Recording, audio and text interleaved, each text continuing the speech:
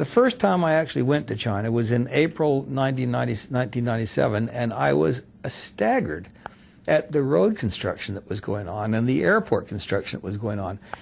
But Beijing still was so different than Shanghai, and in Beijing there were still masses of bikes every place you look. Very, very few cars. I went back to Beijing in the third week in February this year, and what happened? The bikes have almost disappeared.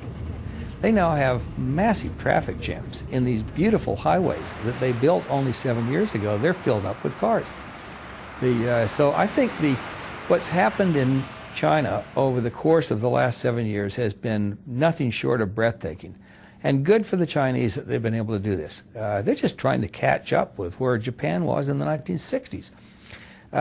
India, ironically, is now about 1/3 the energy consumption per capita of China. So China is leaving India in the dust. Should both countries aspire to be like we were 20 years ago? Why not? But then you have to get back to a more serious issue. How on earth would the world come up with enough current conventional energy to let that event happen?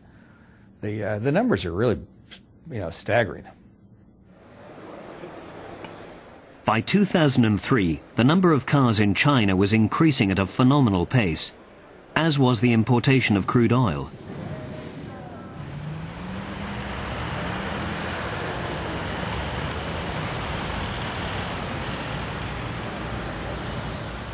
Oil consumption had already reached the figure experts had predicted for 2010.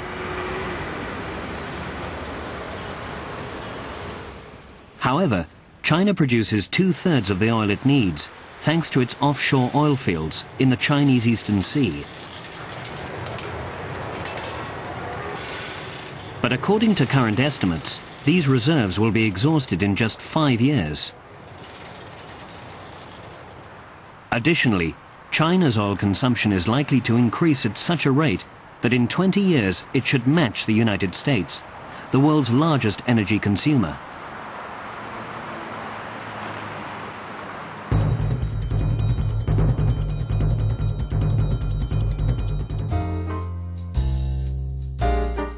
Today's America inherited a post-war dream of prosperity and boundless consumption. Today, this dream has shaped the people's way of thinking and living. If you really get into the way the statistics work, we're actually a remarkably energy efficient user. We just use a lot of it. We drive in the United States because of the fact that we have 48 contiguous states, and people just have sort of always grown up saying, I think I'll get in a car in Denver, and 2 days later I'll be in not Chicago but New York. In Europe, almost no one even thinks about driving those distances. In Japan, you'd have to basically circle the country about 5 times. And so one of the reasons we use so much more gasoline than anyone else is we drive about 50% more.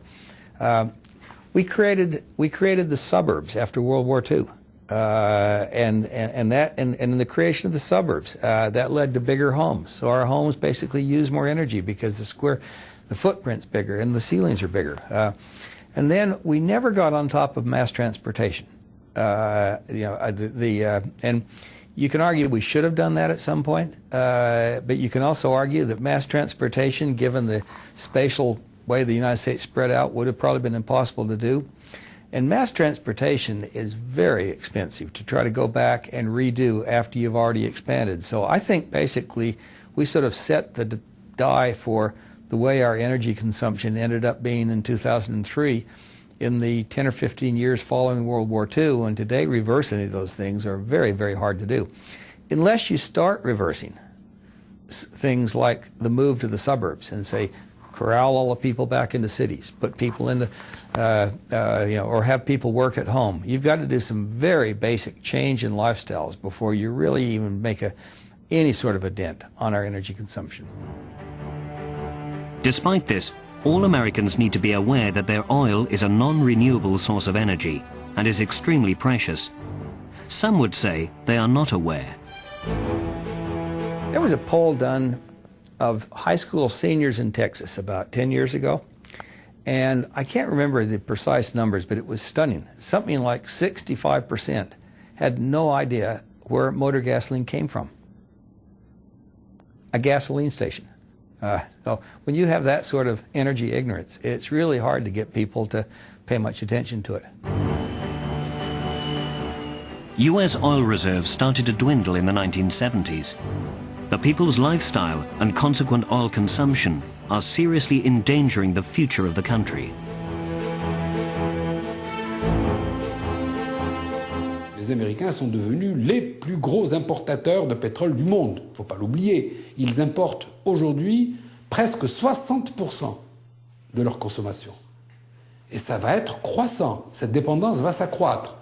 Alors quand on sait le rôle que joue le pétrole dans l'économie américaine, ou pour l'armée américaine, eh bien moi je conçois, je ne rejette pas du tout le fait que les Américains, ils ne s'en cachent pas derrière, considèrent que les questions pétrolières relèvent de ce qu'ils appellent leurs intérêts vitaux, c'est-à-dire des thèmes pour lesquels ils sont prêts à faire la paix et la guerre lorsqu'ils estiment que ça peut être remis en cause ou que c'est un aspect qui pourrait les affaiblir.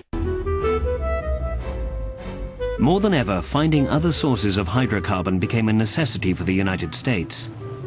And with Russia having become the world's largest producer, it was time for America to rekindle relations with its former Cold War enemy.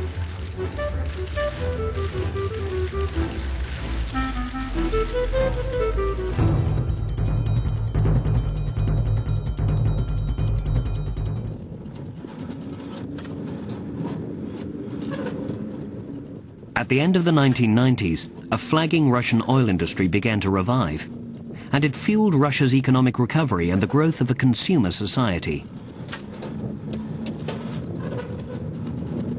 Well, if you go to Moscow, you'll see that all the money comes to Moscow and comes from oil.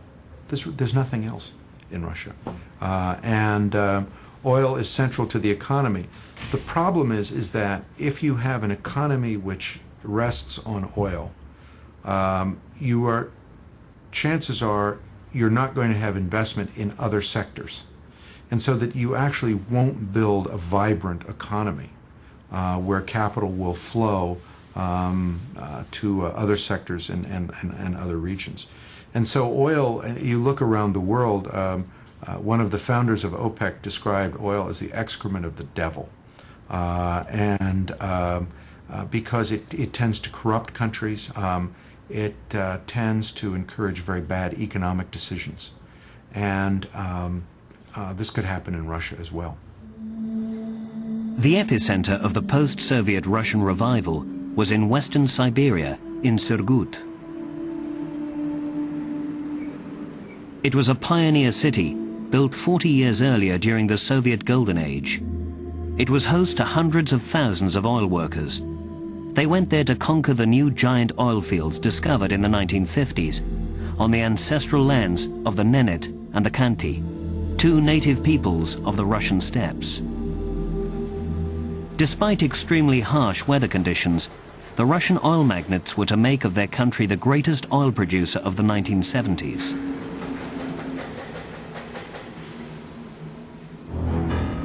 "20 years later, oil field overexploitation and poor industrial organization led to a series of accidents with dramatic environmental consequences.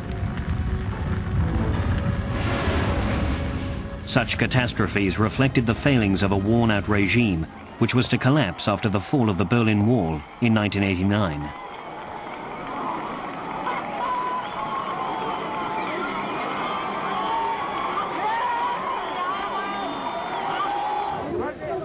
Public disorder and fierce power struggles then took place in Moscow.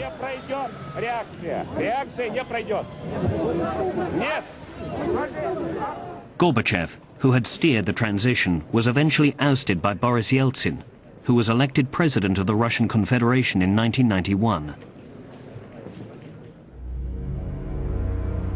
During this troubled period, the economy was on the verge of bankruptcy as oil production was halved. In 1995, in an attempt to put the country on its feet again, President Yeltsin launched a rapid program of privatization.